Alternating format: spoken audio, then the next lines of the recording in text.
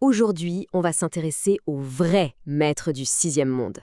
Des êtres d'une puissance et d'une intelligence quasi infinie, qui tirent les ficelles de la politique mondiale, que ce soit depuis les ombres ou bien au sommet des plus grands conseils d'administration. Vous l'aurez compris, on parle bien sûr des dragons. Alors, faut bien se remettre dans le contexte. L'éveil, ce retour de la magie, ça n'a pas juste ramené les elfes, les trolls et les boules de feu. Non, ça a réveillé les véritables titans de l'histoire ancienne.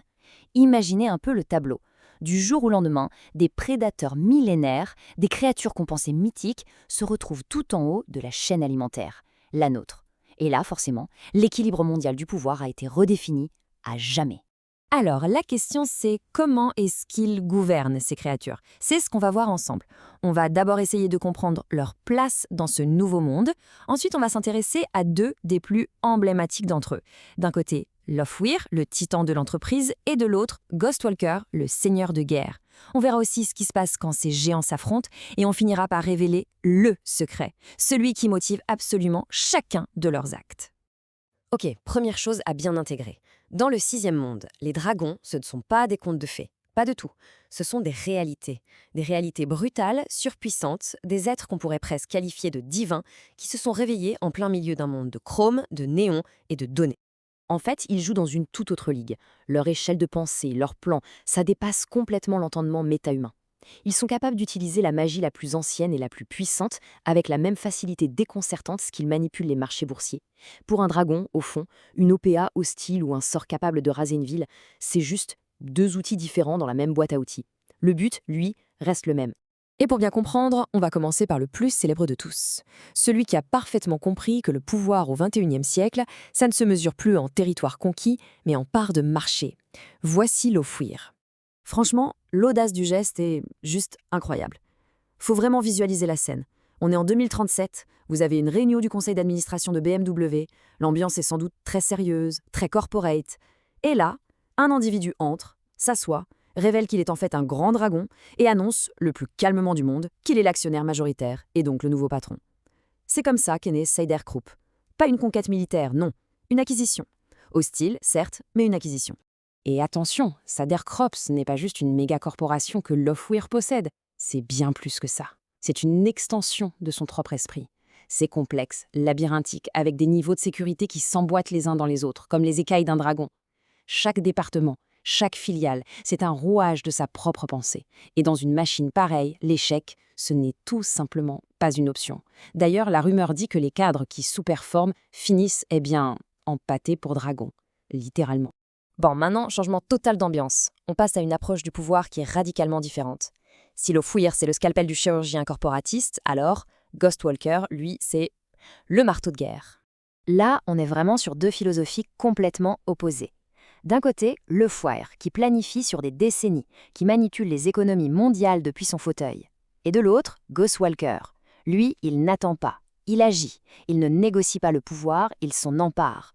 Il ne veut pas de vos actions, il veut votre ville. Sa prise de contrôle, ça n'a rien à voir avec des papiers et des avocats. C'était un acte de guerre, pur et simple. En 2061, il sort de la faille de Watergate, il traverse le pays et il s'abat sur Denver tel un cataclysme vivant. Zéro diplomatie, zéro négociation.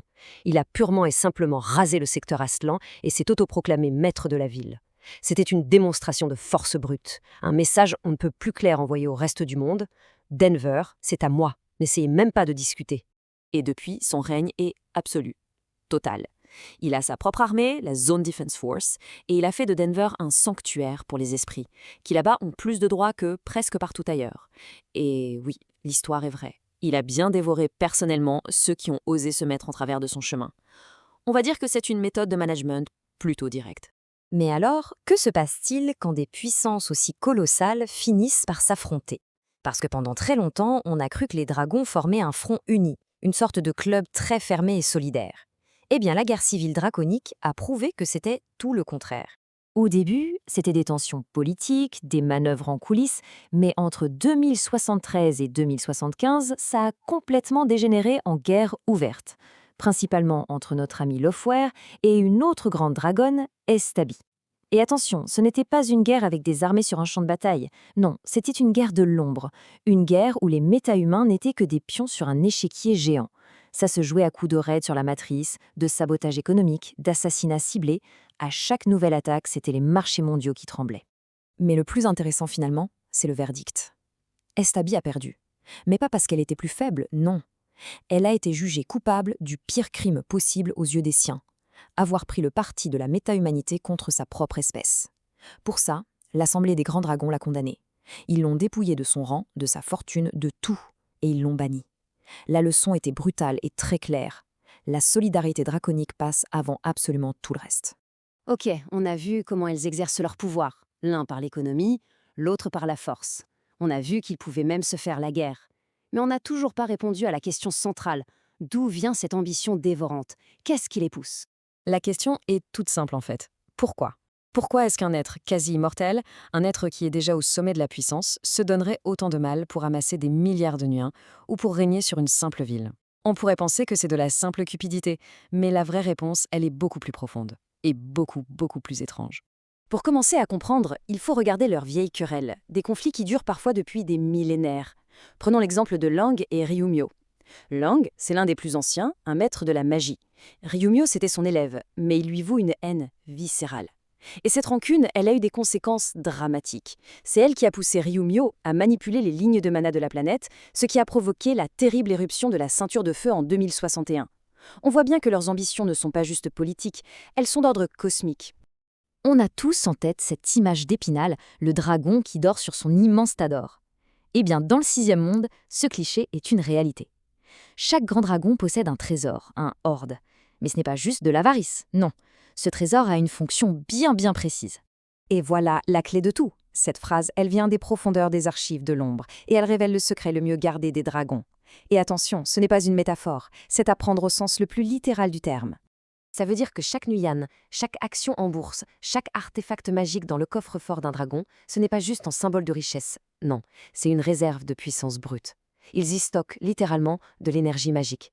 Ce qui signifie que chaque OPA de Lawfire, chaque territoire conquis par Ghostwalker, au fond, ce n'est pas une quête de pouvoir politico-économique, c'est une quête d'énergie. C'est juste une façon de recharger leur batterie. Et ça change absolument tout. Ça redéfinit notre perception. Chaque conflit, chaque manipulation, chaque vie méta-humaine perdue dans leur jeu de pouvoir, tout ça prend une dimension complètement différente. En fin de compte, ils ne se battent pas pour le contrôle du monde, ils se battent pour l'énergie même qui le constitue. Alors la vraie question, ce n'est plus de savoir ce qu'ils veulent, on le sait maintenant.